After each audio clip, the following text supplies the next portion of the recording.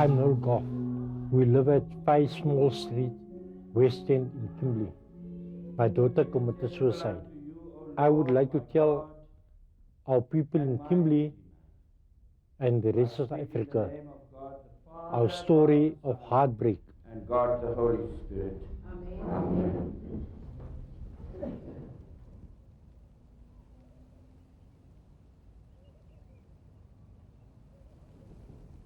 I would like to tell you today, I'm a broken man.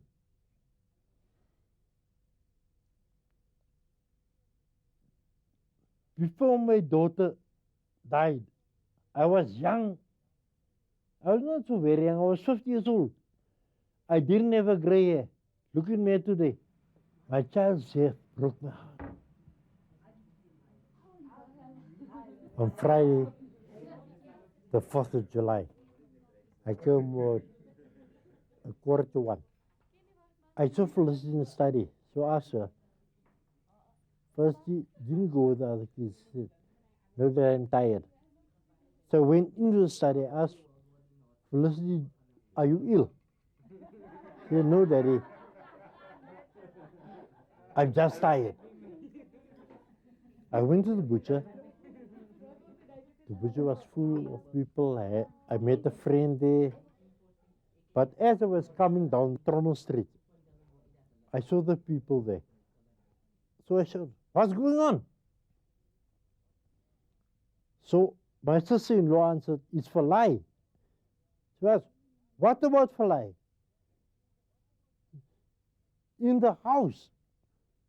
So I ran. I saw my wife with Felicity. Felicity was on the ground, in the garage. Stella was applying CPR and mouth to mouth. She asked, Stella, what's wrong?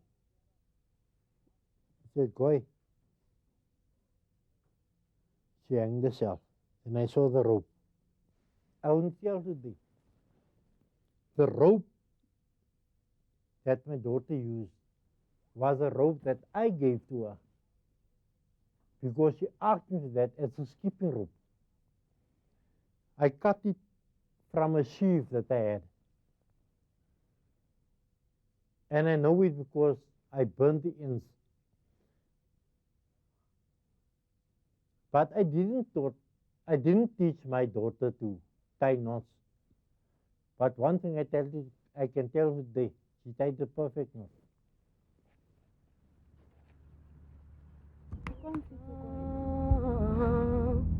And she was the sunshine of my morning, a cloud of love floating by. She looked up to the heavens one day and heard him say, it's time to come home. And there's one thing I'll never forget is a laugh and definitely a sense of humor.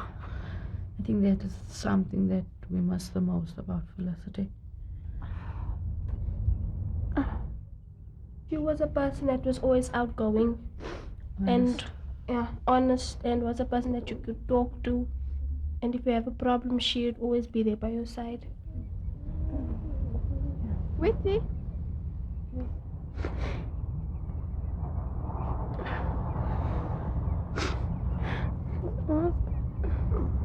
Then you won't take our pain and our grief away. And that no matter what, you're always there for us. I just want to say that we love you, Felicity, and we'll never forget you.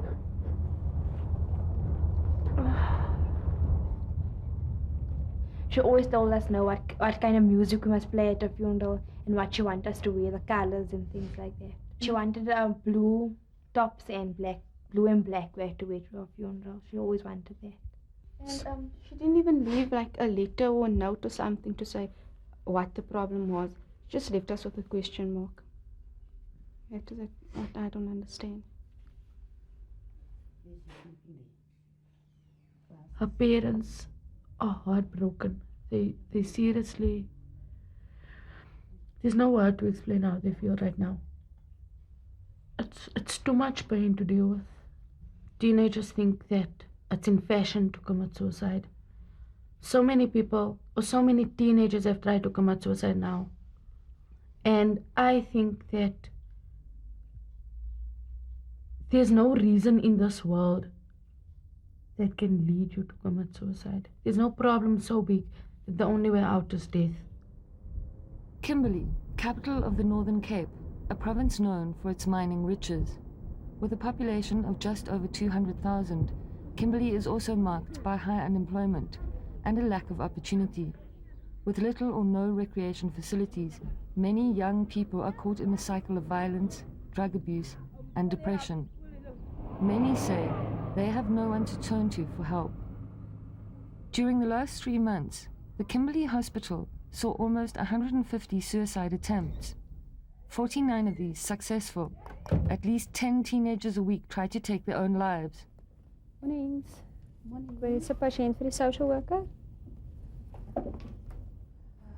In response to the crisis, the hospital has introduced a 24-hour counseling service. Show me that. Elaine van der Berg is the chief social worker. Dit is Bongwe Tuba. Bongwe, dit is die social worker, Mrs. van der Berg. Sy gaan met jou kom praat. Okay. Hi, Bongwe. How are you doing? Okay. I just want to find out. You say you're okay. You're better now. They are the only one who speak Xhosa, and I speak Xhosa, two other ones speak Tswana and Afrikaans. So I ended up in hospital. If I died, I think most of the cases it's financial issues. There's not a lot of work options in Kimberley. Also recreation facilities, and then mostly relationship problems. then it was Monday late. And then I've decided that, okay, nobody wants me. Most of our para-suicides, it's the attempted suicide. It's a cry for help because they will drink tablets and then tell someone that they drank the tablets because they want someone to know. They don't really want to die then. But then you get cases where it's 3 or 4 times that they try to commit suicide. And it is really like saying, just ask me what's wrong. Don't just tell me everything will be okay. Suicide is on the increase in South Africa. At the Kimberley morgue, 17% of the bodies are the result of suicide, more than twice the national average. It's becoming a copycat issue where everyone is trying it.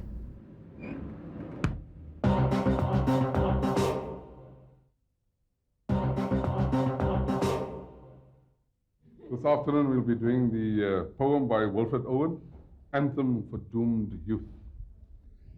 What passing bells for these who die as cattle? What candles may be The held Northern Cape has had the to highest feed them matric all, pass rate for not 2 in the hands years of running. boys, but in their eyes. In the past, churches only had. Sorry to interrupt you. Good morning, good morning. Good afternoon already. Good afternoon, Mr. Porter. Good afternoon. Good afternoon. Don't you greet me? Don't you greet me? This school has been affected by suicide. afternoon. The MEC for Education, We're not going Tina to Jamat continue Peterson, says for it's a time while to intervene. Because I need to speak to you. Is that fine? May I speak to your class, please? That's fine. That's fine.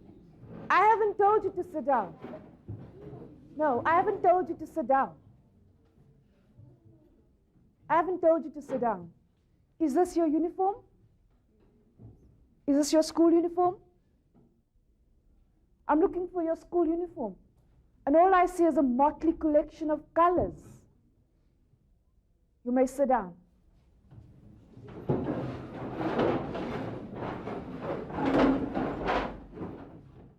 We're not simply educating you for a matric certificate. We're educating you to be the future generation of South Africa. But if life becomes cheap, and our young people think that they can solve their problems through taking their own lives, then we have a serious problem.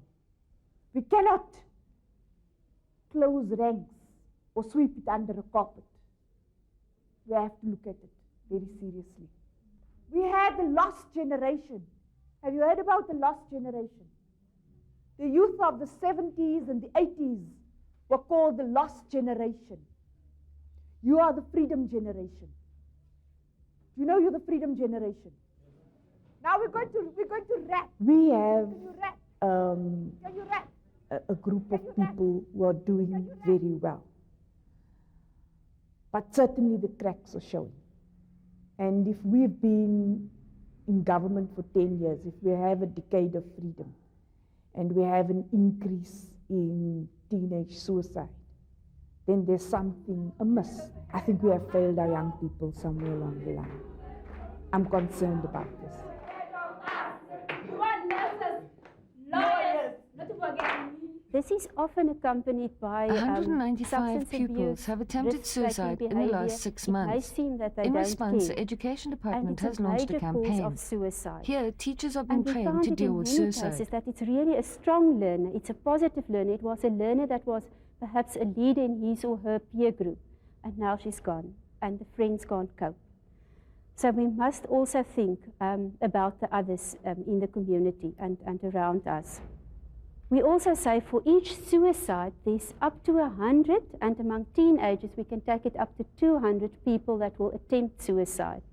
So if we hear of 1 or 2 suicides, we must think how many attempts are there. You probably know that we have a problem with suicides in our province.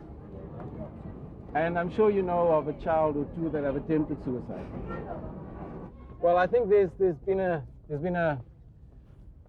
an increase in the amount of attempted suicides, actually a major increase in the amount of attempted suicides. And as the Education Department, we detected this about 3-4 months ago, and we're really just trying to deal with the issue, and we need to get to the parents. All right. Thank you so much. Okay, I want you to share that with your teacher in the school. Pescott. Okay, give it to your class teacher, right? Wat maak jy mevrou? Hy lyk pille is 15 jaar. Hy lyk pille terug. 2 maal aan. So he's tried it twice? Yeah. Why is it that your child attempted it twice? What did she say is the reason? Because she's naughty. Because she's naughty. You think that's it, ma'am? Maybe just talk with her. Just listen a bit. Yeah, okay? I talk to her and I'm open with you. Okay? Yeah. But you got to be careful, ma'am. Sometimes we think we're open, but we're still the mother. So we do all the talking and the child must listen. Yeah. So she's tried it twice, ma'am. The third time she may not try it, and it may really work. Okay. So we're hoping that this pamphlet will help. Okay? I hope so. Okay. Thank you. So maybe spend some time tonight just talking. Okay. Okay? Leanne April is 16 years old. Recently, she took an overdose of pills after an argument with her mother. I was sitting at home looking television and saw my mother came from work, and then she told me that the principal did call and said I was not at school for 2 days, and she asked me why, and I said no, the gate was closed. And so I tell her now I want to go to my father because my father will understand my reason. So she tell me yes, I am a two-faced and I like my father's girl and don't like her. So I came in the kitchen. My brother was in the kitchen because I want to take the knife and cut my balls. Toe sy haar pols gesneer het, toe sy aan die kitchen en toe vat sy water, toe gaan sy in toilet, toe aan drink sy, ek laat ek in die kamer en kom toe sien ek net lê en huil en sy kry krampe. I was lying in the hospital for 2 weeks. When I came back, I regret myself. I said for myself, everybody makes mistakes in their life. All the people was loving me. They came and said, Leanne, was wrong what you do, but it's always something like it's in your mind. I want to kill myself because I don't want to love anymore. And the doctor said it's a miracle that I'm still alive because it can affect my heart, my kidney and all the things. And my little brother did cry when he seen me in the hospital. And like, Leanne, and I come back. So I think for myself, I will break lots of people's hearts. Ek was hartseer en ek het gedink Leanne gaan sterwe. En ek kan ook nie lekker geskryf wat by die skool lê, toe dink ek net aan my suster. Wat die pille gedrink het. Die grootste probleem is, die het my pa nie saam ons gesien. En dit maak ook nou na my hartseer as ek so aan dink aan my pa. En as die kinders moet ook al aan my pa word ek hartseer.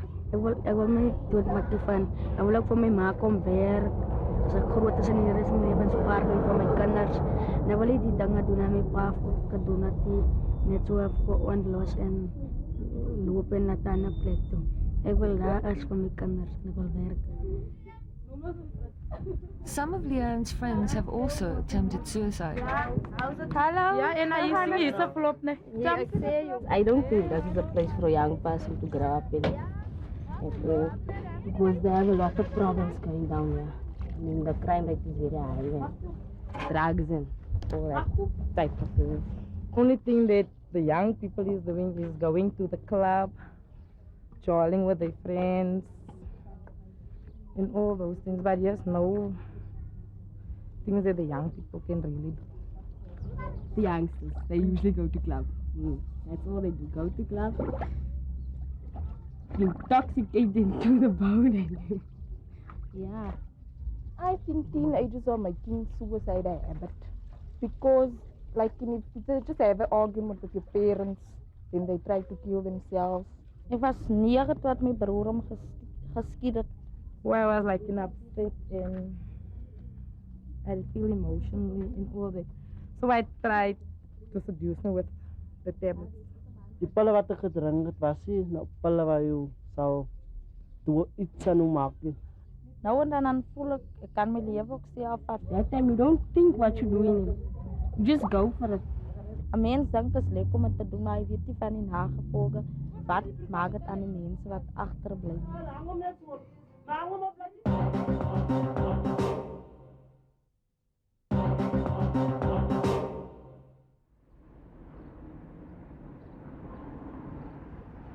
This last month has not been my month. I've considered suicide very much, actually. But then I realized that is being selfish, because I've got so many friends around me now that love you, that I look after. Most of us is on depression tablets. Yeah, and it makes us very sleepy, and we're not normal anymore. Because when you think of this, and you just think of also committing suicide or something like that, and then you must have the tablets. I took an overdose. It was like the pain was like too much, not just the emotional pain, the physical pain also. Because the side effects of the depressant tablets, always headaches and things like that. So the emotional and the physical pain was just getting too much and things like that. And so I don't know, just decided trying to end everything. She didn't think of anybody at that time, just like Felicity didn't think of anybody when she committed suicide. Unfortunately, Felicity's method of suicide, there was just no saving her. In a small community, you have a ripple effect. People know each other. People are closely linked. In some instances, we've had copycat suicides. If you haven't dealt with one incident successfully, it will impact on the broader community or the broader school community. And if you speak to the elders or people older, they will say to you that suicide was never a black phenomenon, that black people never really saw suicide as solutions to their problems.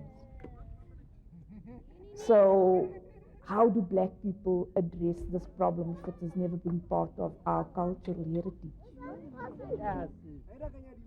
My name is Johannes Mukhapi, and I used to be called Smiley at work because of my smiling faces. It was on Monday. I will never forget that day. I go to the petrol station after all. I buy a break food. I go at home. At home there, okay, I drink that break food. I was having a problem. I can't solve it, and I didn't get solutions how to solve that problem. So I commit suicide because of I want to be dead. You see. 3 people tried to commit suicide, but unfortunately, on those 3 people, 2 died and one survived. And that one who survived, last year, the first one was last year, my best friend was in school with him. So we hanging up. The second girl, she was my girlfriend. She drinks pills. She tried to commit suicide, but she survived. So the third one was also my girlfriend. Then she drinks pills, and unfortunately she died.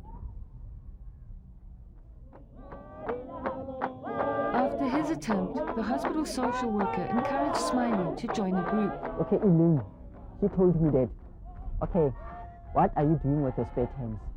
I said, in my spare times, always I'm going at home. When I have a room, I'm going to the towns, I'm going with the friends, I don't do nothing. Then she said to me, I will be so pleased if you join something. I'm with them all the time. When I come from work, I'm so happy to meet with those people because of they share lots of things.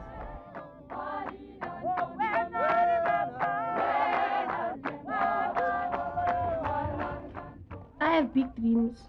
Me and Carmen and Felicity were supposed to go to pop stars, to go enter and sing. But I feel we're still gonna do it because we're not gonna give up. We're gonna do it for her. I'll find the light to light my way when I'm scared, losing ground. When my world is going crazy, you can turn it all around. Christelle Hutton, the school social worker, has started a support group for Felicity's friends to help them deal with the loss. Now you're suffering. It's okay at this stage to feel angry. It's very normal to be angry at somebody that committed suicide, or somebody who left you alone. It's like I can just curl up in my bed and stay there forever. But now I just feel I don't have the strength for anything.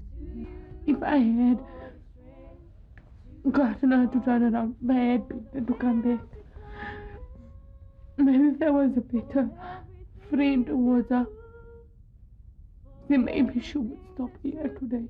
I turn to you. If you think about committing suicide, go to your parents firstly, your friends secondly. Tell them. Tell them how you are feeling. And if you have a problem, speak to somebody you trust, even if it's not your parents. It's not worth doing that, your own life. Because there's so many people you're going to hurt and stuff like that. Death is not the solution you can ever choose in life. So face your problems. Face it. Everything will be alright. Someday it will be okay. Making me strong, and she was the sunshine.